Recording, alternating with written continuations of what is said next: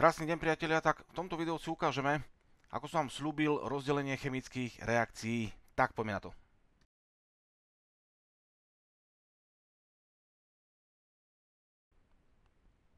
Rozdelenie chemických reakcií. Takže zaprvé, čo vám chcem povedať, budeme sa baviť na sledujúcich minútach o reakciách anorganických, čiže tých základných, všeobecných. Rozdelenie organických reakcií potom neskôr, ak sa dostaneme do organickej chemie. Takže ešte raz, aké je rozdelenie anorganických reakcií. Tých kritérií sú tri, alebo tie kritériá sú tri. Prvé kritérium je rozdelenie chemickej reakcie podľa zoskupovania atómov, prípadne podľa skupín atómov. Druhé kritérium hovorí o rozdelení chemickej reakcie podľa určitých vlastností reaktantov a produktov. No a tretie rozdelenie podľa skupenského stavu látok. Prejdeme si jednotlivé kritériá postupne.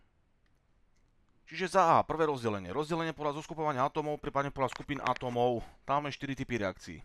Zlučovanie, rozklad, nahradzovanie a podvojná zámena. Takže čo je to vlastne zlučovanie, alebo tzv. Syntéza?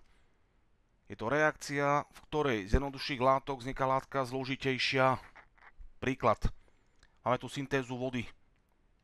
Z vodíka z kyslíka. Voda je zlúčenina. Vodík a kyslík sú prvky. No a zlúčenina tým, že je zložená z dvoch viacerých prvkov, je vždy zložitejšia látka ako prvok. Druhý typ reakcie. Rozklad. Čiže analýza. To je spätný chod. To znamená, že je to reakcia, v ktorej sa zložitejšia látka rozkladá na látky jednoduchšie. Napríklad rozklad oxidu ortuťnatého, čo je zlúčenina na pôvodné komponenty, na pôvodné prvky, čiže ortuť a kyslík. Čiže zo zlúčeniny vzniknú prvky. To je rozklad, napríklad.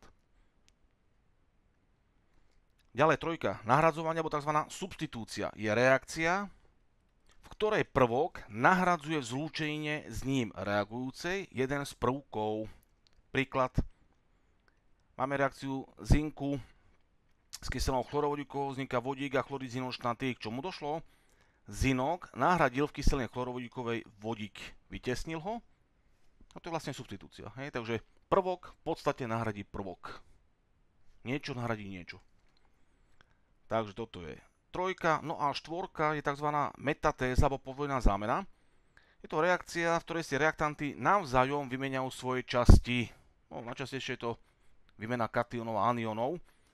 Máme reakciu medzi hydroxidom sodným, ktorý obsahuje sodný kation a hydroxidový anión, s kyselou chlorovodíkovou, ktorá obsahuje vodíkový kation a chloridový anión. No a všimnite si, k čomu došlo. V podstate sodný kation nahradil v kyseline chlorovodíkovej vodíkový kation a ten naopak nahradil sodný kation. Takže sa navzájom vymenili katióny. Alebo sa nám to môžeme pozrieť opačne, že došlo k výmene aniónov. Hej, čiže reagujúce látky si navzájom vymeniajú svoje časti. Ako hovorím, najčastejšie katióny a anióny. Ďalej, druhé rozdelenie, druhé kritérium. Je rozdelenie chemickej reakcie podľa určitých vlastností reaktantov a produktov. Tam sú tiež 4 podtypy. Reakcie acidobázické, redoxné, tzv. Oxidačno-redukčné, vylučovacia reakcia, komplexotvorné. Takže za prvé, reakcie acidobázické sú reakcie medzi kyselinami a zásadami. Máme reakciu medzi kyselinou chlorovodíkovou, čo je kyselina, a medzi hydroxidom sodným, čo je zásada. Dostaneme soľ, chlorid sodný a vodu. Takže toto je reakcia, ktorá patrí medzi reakcie acidobázické, ešte lepšie povedané medzi reakcie protolytické, reakcia medzi kyselinou a zásadou. Ďalej dvojka, reakcie redoxné alebo je tzv. Oxidačno-redukčné. Sú reakcie, ktoré sú spojené s výmenou elektrónov medzi reagujúcimi látkami. Príklad, reakcia zinku so sírou, vzniká sulfid zinočnatý. Atómy prvkov v nezlučenom stave majú nulové oxidačné číslo. Sulfid je zinočnatom, zinok je v dvojke, síra v minus dvojke. A k čomu došlo? Zinok odovzdal 2 elektróny síre, tým sa zoxidoval, síra sa zredukovala. Takže ešte raz, redoxné reakcie sú spojené s výmenou elektrónov medzi reagujúcimi látkami. Trojka, reakcie vylučovacie. Sú reakcie, v ktorých aspoň jeden z produktov je v inom skupenstve ako je reakčná sústava. Máme tu reakciu medzi chloridom vápenatým, ktorý je v kvapalnej fáze, ako vodný roztok, aqua. A medzi síranom sodným, ktorý je tiež v kvapalnej fáze, ako vodný roztok, čiže aqua. Vzniká biela vo vode nerozpustná zrazenina, solidu, síranu vápenatého. No a vodný roztok chloridu sodného. Takže vidíme, že sírán sodný ako jeden z produktov je v inom skupenstve ako reakčná sústava, lebo reakcia prebieha v kvapalnej fáze. No a jeden z produktov, ešte raz sírán vápenatý, je pevný, tuhý. No a štvorka. Sú tzv. Komplexotvorné reakcie, sú to reakcie, ktoré sú spojené so vznikom komplexnej látky, alebo ešte lepšie povedané koordinačnej zlúčeniny. Máme tu reakciu medzi chloridom strieborným a amoniakom, vzniká komplex, lepšie povedané ešte raz, koordinačná zlúčenina, chlorid, diamín, strieborný, ak takto. Ako spoznáte podľa vzorca, že ide o koordinačnú zlúčeninu? Je tam hranatá zátvorka. Je tu také nepísané pravidlo. A máte vo vzorci dané zlúčeniny hranatú zátvorku. Opäť nerátame organické zlúčeniny, berieme anorganické. Tak ide s najväčšou pravdepodobnosťou komplex, koordinačnú zlúčeninu. No a tretie kritérium je rozdelenie podľa skupenského stavu látok. Máme tzv. Homogénne, čiže rovnorodé reakcie. Sú reakcie, v ktorých reaktanty a produkty sú v jednom skupenstve. Napríklad reakcia vodíka, ktorý je za normálnych podmienok plyn s kyslíkom, ktorý je tiež plyn a vzniká vodná para, čiže tiež plyn. To je homogénna reakcia.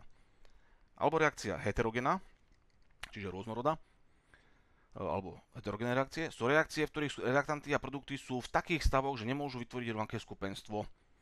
Napríklad reakcia dichromanu draselného, ten je kvapalné fáze, ako vodný roztok.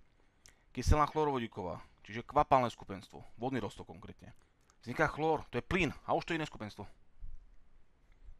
Chlorid chromitý zostáva v kvapalnej fáze, chlorid draselný v kvapalnej fáze, voda je kvapalina. Takže vidíme, že chlór tým, že je v inom skupenstve ako ostatné komponenty, ide o reakciu heterogénnu. No a na záver tomu všetkému, neberte to tak, že každá jedna chemická reakcia musí vyhovovať len nejakému rozdeleniu, čiže nejakému kritériu. Nie.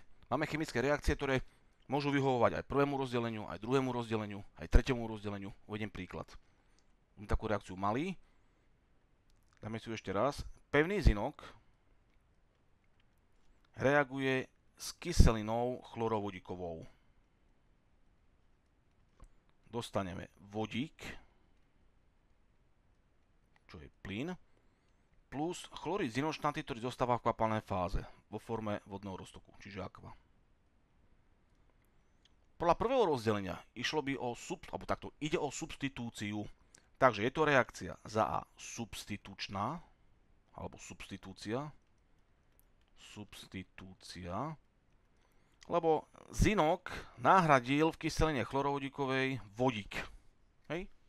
Prvok nahradil prvok. Podľa druhého rozdelenia ide o reakciu redoxnú, lebo došlo k výmene elektronov. Zinok sa zoxidoval, ide na zinok 2, no a vodík sa naopak zredukoval, ide z jednotky na nulku. Chlór svoje číslo oxidačné nemení. Takže v podstate ide o to, že zinok odovzdal 2 elektróny 2 atomom vodíka, ktoré sú v kladnom oxidačnom čísle. Hej? Takže ide o reakciu redoxnú, čiže oxidačno-redukčná. No a podľa tretieho rozdelenia všimnite si, že ešte dokonca takto súčasne nie, že je to len substitúcia, je to aj reakcia, pozor, to bolo to rozdelenie B, reakcia vylúčovacia. Hej, lebo vidíme, že nič, beriem späť, necháme to tak, redoxná.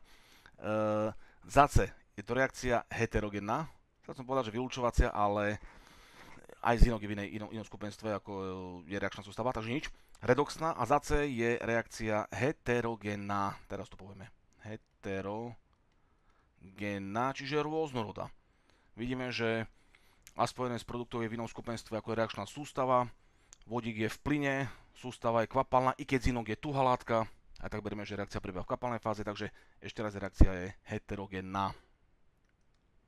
To je na dnes všetko, priatelia. Budúci týždeň už otvoríme redoxné reakcie. Úvodom si povieme, čo sú to redoxné reakcie, aké sú charakterizované.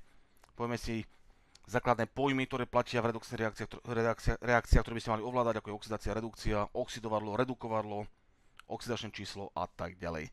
No a na záver, štandardne, ak sa vám toto video páčilo, dajte páči sa mi to, alebo to aj zdieľajte. No a samozrejme, ak nemáte odber, dajte si aj odber. Dovidenia.